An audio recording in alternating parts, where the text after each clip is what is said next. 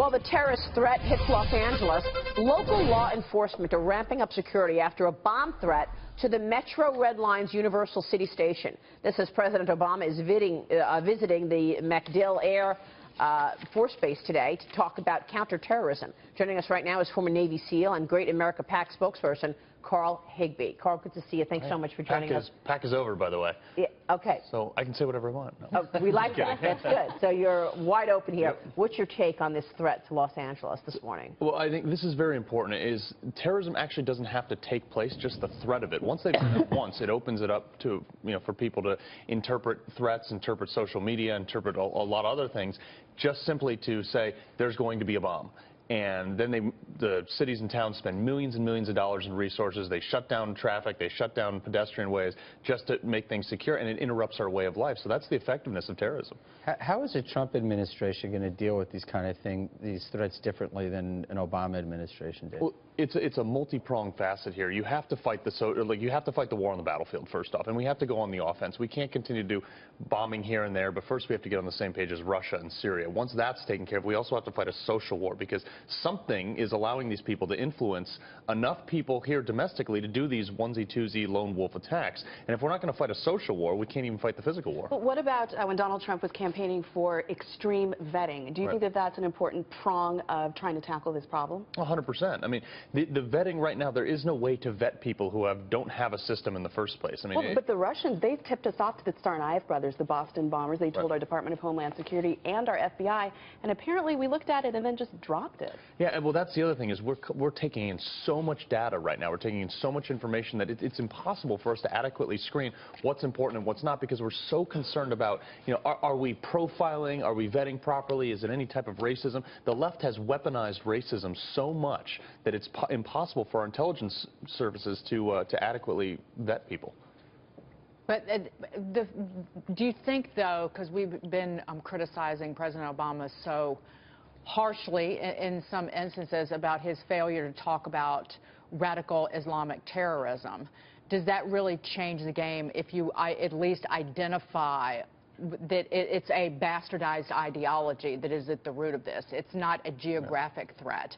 It's a threat of a radical ideology that wants to basically kill people in the West. And it could be anywhere. It's not. It doesn't have a geography. Yeah. And these could be people from France or England. Yeah. Well, absolutely. I mean, the thing is, we have a president who is unwilling to admit it. We have a president who is unwilling to take the shackles off the troops overseas.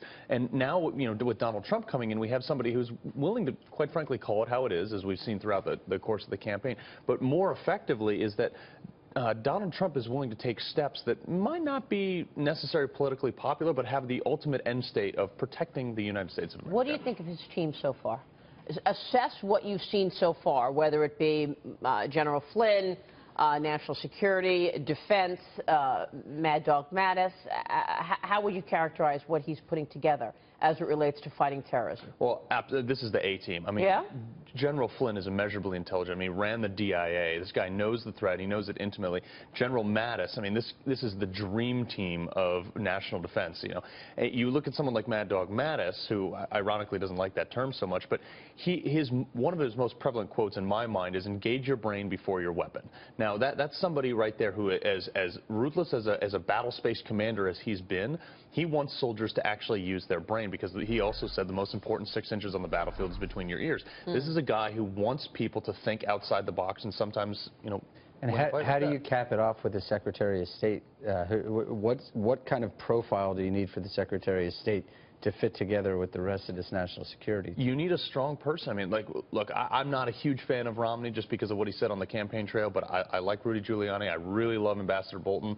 So I think any of those will be strong choices. Yeah, but Mitt Romney would not line up with, say, Flynn or even Donald Trump in terms of how he feels about Russia. He obviously called it 4 years ago the greatest geopolitical threat to the United States, and Flynn and Trump want to better embrace Russia. That's what talking makes Rex differently about Tillerson Russia. such an interesting Well, 'cause, possibility. I mean, because he's got ties with Russia. Oh, through yeah, that he's front. pretty much got Putin in a bear hug, so to speak. But Or also, vice versa. Mitt Romney didn't want to be Secretary of State. He wanted to be President of the United Right. States. So is he going to So be... you think there'll be a competition? Yeah, is he going to be Trump's Secretary of State? Or is he Right. going to be Mitt Will he Romney's? have his own agenda? Right. Well, how's social media doing? We've been talking for now a long time about social media and how they're trying to fight terrorism, or are they? How would you assess Facebook, Google, Microsoft? They're announcing Monday that they're going to increase the effort to stop hate speech and explicit terrorist imagery online.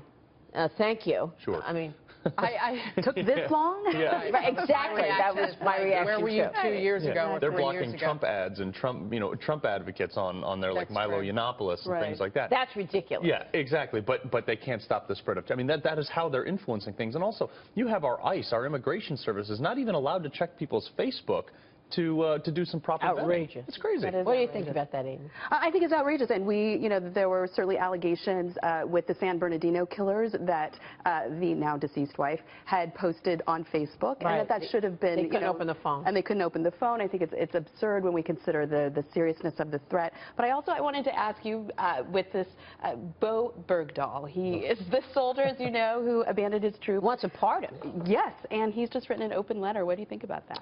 I think it's disgusting, and I've said it on a ton of different times. I think Bo Bergdahl is paramount of a turd. This guy has taken the national, he's a disgrace. I mean, we traded 5 Taliban leaders for him. And Field commander. Because he left his post and joined, or because he got captured? And every single person, the State Department didn't even bother to interview the people he served with before they came out and they said, oh, he's a The hero. Rose Garden speech by the President of the United States. with He's a the parents hero. right there, Yeah. remember that? Everybody who served with him said, The look, this guy fiasco. is a disaster. So you don't think he should get a pardon? Absolutely. I think you should bury him under the jail. Do you think that 5 years of captivity was enough of a punishment? The Pentagon has indicated that they don't necessarily think he should go to prison for He's life. been in captivity. Yeah, he did it to himself. Was that enough punishment for Mr. Bergdahl? Now we need our turn to punish And I don't know if people know this, but right now he's basically he has all the same rights as every other soldier. He works at the base. He can come and go as he pleases. He does apparently clerking work or something. So he's actually not behind bars as we speak. He must be, I mean, people are mad at him. Yeah, except the fact that President Obama's pushing guys like General Mattis and General Flynn out of their positions as senior generals. But they'll keep Bo Bergdahl, indicative of this administration. Wow. Yeah, well, we're going to see something new in January, that's for sure. Oh, yeah. Carl, good to see you. Thank you, Maria. Thanks so much. Carl Higbie joining us there. Kevin